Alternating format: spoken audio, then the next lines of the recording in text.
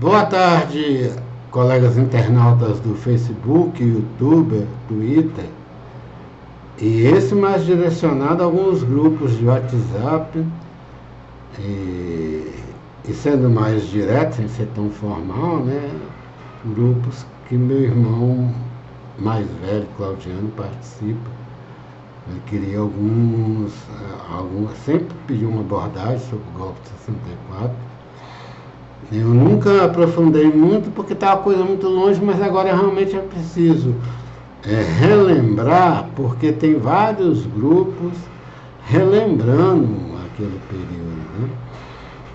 E quem viveu o período não foi do jeito que estão pregando. Mas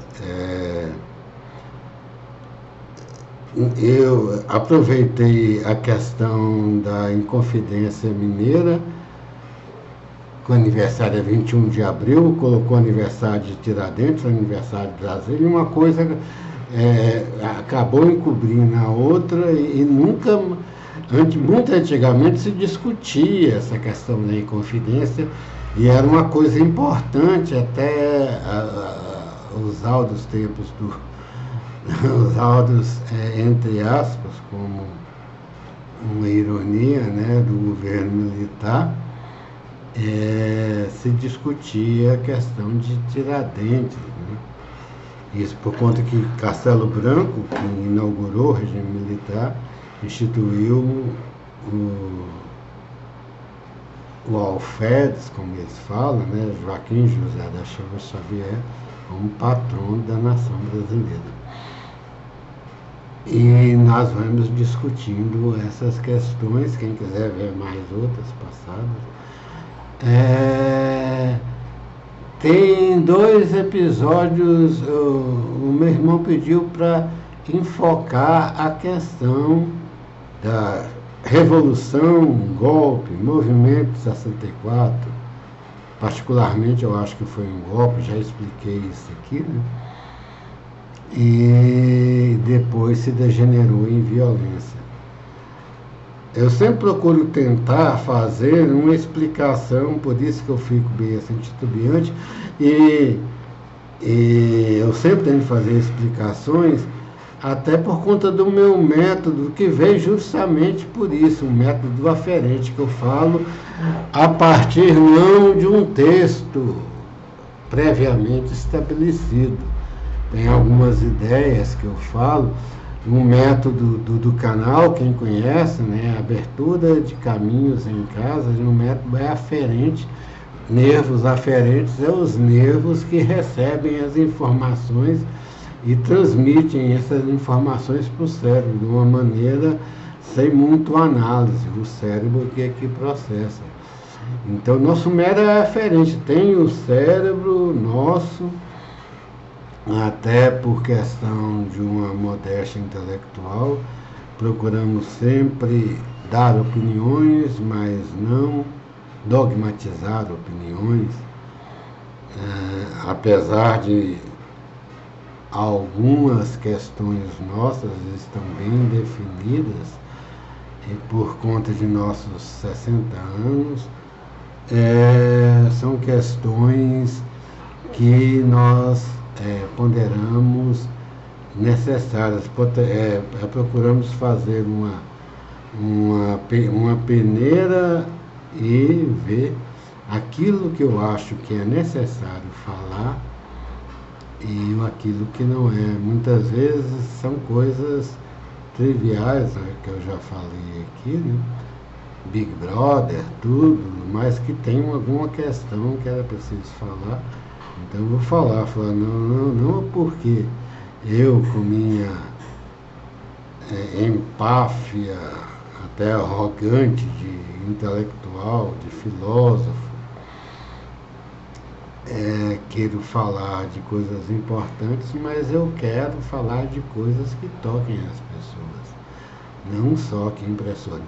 Mas voltando ao nosso assunto, vamos ver, né, essa questão, que há um motivo dessa violência. Primeiro, do AI-5.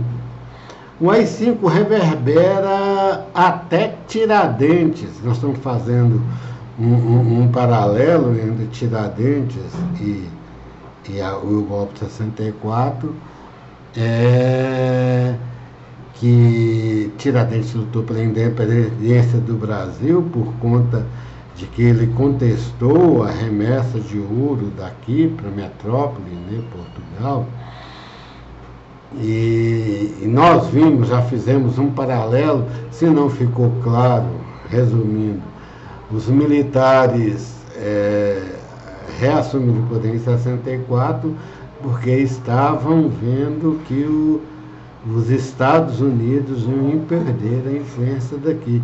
E os Estados Unidos, isso ficou provado, inclusive por documentos americanos, e isso aí tem documento americano, não é fake news, já foram revelados, que os Estados Unidos não aceitariam e implementou vários e financiou vários grupos aqui para derrubar João Goulart. Então, esse foi o ponto central. E não queria o Brasil fora da sua influência, independente de guerra ideológica ou não, mas a questão da independência do Brasil. Ele devia antes poderia financiar candidatos numa eleição para concorrer e mudar essa perspectiva, mas ele financiou, treinou torturadores no Brasil, nos Estados Unidos, e para que isso não acontecesse. É lógico que era um clima de Guerra Fria, e a União Soviética na Rússia perseguiu vários americanos, né, perseguiu empresas, dentro de uma ideologia hoje que na esquerda também é anacrônica em sentido econômico, que uma esquerda bem sensata hoje não tem. Então tem esse motivo que tem de se reconhecer, e a propaganda soviética, verdadeira ou não, hoje parece que nós estamos vendo que não era tanto assim, né? Falava que eles estavam construindo energia atômica, tudo, e aquela dilema da Guerra Fria.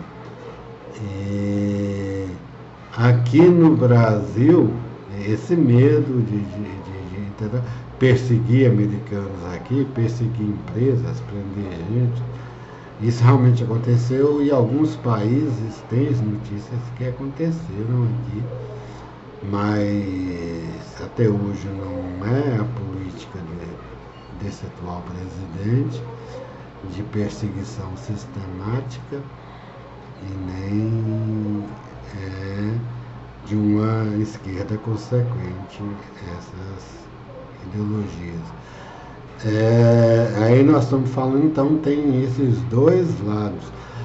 Internamente teve aqui, porque João Goulart, nós já frisamos lá, erramos um pouco, falamos que ele era vice, o eleito foi o Jânio Quadros.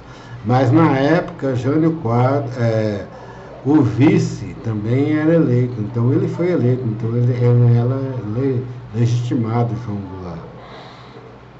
E nas vésperas do golpe ele foi para o Sul. E enquanto ele estava no Sul, já declarou o golpe. Ele estava aqui e lá falou, declarou vaga à presidência, porque já chegou a notícia que João Goulart não estava mais no país.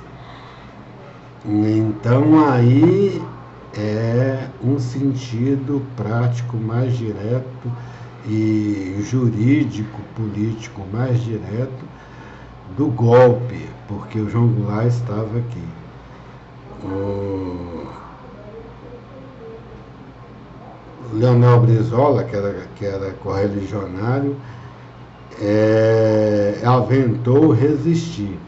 Aí João Goulart saiu. Depois da declaração, eles esperavam, eu não lembro mais se era o exército de São Paulo, Rio, Minas. Um deles esperava uma adesão e de última hora eles não aderiram à resistência. Ficou só o Exército do Sul. Isso é famoso, quem viu a história, que João Goulart falou, não, eu não quero derramar sangue no Brasil, e foi embora. Mas foi depois declarado a vacância da presidência, o que inaugurou o golpe. Aí vários setores que já estavam mobilizados contra começaram a se organizar para fazer uma resistência armada. Essa semana nós tivemos na Folha de São Paulo, no portal UOL, uma reportagem sobre uma mulher, depois que Tiradentes foi morto, interessante, naquela época, que organizou uma resistência armada. Vamos olhar aqui, espere que até nós vemos que dá uma certa... Só para você ver que vocês verem que não tem nada assim. É nervos aferentes à medida que vem, nós lembramos disso, e está registrado.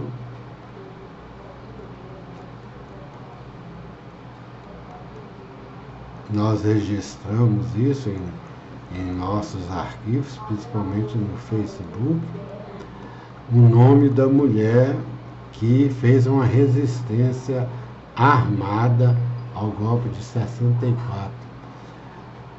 A mineira Hipólita Jacinto Teixeira de Melo recebeu em sua fazenda notícia da prisão de Tiradentes, ocorrida no Rio de Janeiro, mandou os avisados outros líderes e decidiu levar a revolta adiante, instruindo tropas a deflagrar em vários pontos da capitania uma resistência, né? Aqui no caso, a prisão de Tiradentes. E foi mais ou menos que isso organizado. Começou a haver resistência armada, houveram várias prisões e a coisa começou a volumar-se com o assassinato de um jovem estudante, Edson Luiz da Silva, posso estar enganado de novo, não vou olhar agora de novo, no restaurante Calabouço, no Rio de Janeiro, em que houve uma revolta de estudantes e surgiu a passeata do 1 milhão. Dos 100 mil, nem foi 1 milhão, 100 mil na época. Era difícil reunir isso, ainda mais dentro dessa situação. Isso em 1968. E vários grupos já ficaram mais incentivados quando aquela Hipólita tentou fazer resistência à prisão e depois à morte de Tiradentes, né? São esses dois paralelos. Aí a ditadura radicalizou, já tinha instrução, já tinha orientação americana que essas coisas iriam acontecer, foram suspensas as eleições. Castelo Branco falou que era temporário até as coisas normalizarem tudo. Aí a partir de 68 também começou a haver intervenções nos estados. Aqui em Goiás tiveram resistências, né? Trombas do Rio Formoso, uma guerrilha foi desbaratada no Araguaia, aqui em Goiás. O governador Mauro Borges, quem não lembra, também resistiu, não aceitou a mudança, e aqui em Goiás tem um estudante chamado Ernestino Guimarães, que foi assassinado, liderando também um discurso. O Edson Luiz estava reclamando da má condição de alimentação dos estudantes e no meio conclamando, falando da opressão da ditadura. Então essas histórias que começaram, perseguiram várias pessoas a partir daí. com esse clima todo de Guerra Fria, a repressão achando que ia ter um levante bem grande, mas não houve, mas começou a perseguir indeterminadamente qualquer pessoa que tivesse alguma atitude suspeita, e perseguindo, torturando e matando se a pessoa não confessasse. Recentemente teve isso em outro sentido, não no sentido dessa violência, né? Mas o golpe recente no Brasil, no sentido ideológico, se uma pessoa, um empresário, não denunciasse um certo candidato à presidência, ele não era divulgado, ele continuava preso, né? E tinha um tratamento mais rigoroso da justiça. Foi algo mais ideológico. Eu ficava falando, não, você tem de conversar, se você confessar, nós diminuímos a pena. Isso aí é uma delação premiada, inclusive quem criou a delação premiada, o Brasil, nós já falamos, o Brasil não é para principiantes, né? Quem criou a delação premiada foi a presidente Dilma, se não me engano. Já tinha um projeto tudo, mas quem assinou foi a presidente Dilma. O problema é que, se condenado, só condenação premiada. A condenação premiada é uma fonte de prova. Tem de ver a corroboração de todas as outras provas. Esse é o problema. Então era isso que nós queremos falar sobre encerrando sobre a Inconfidência Mineira e o golpe de 64. Boa tarde.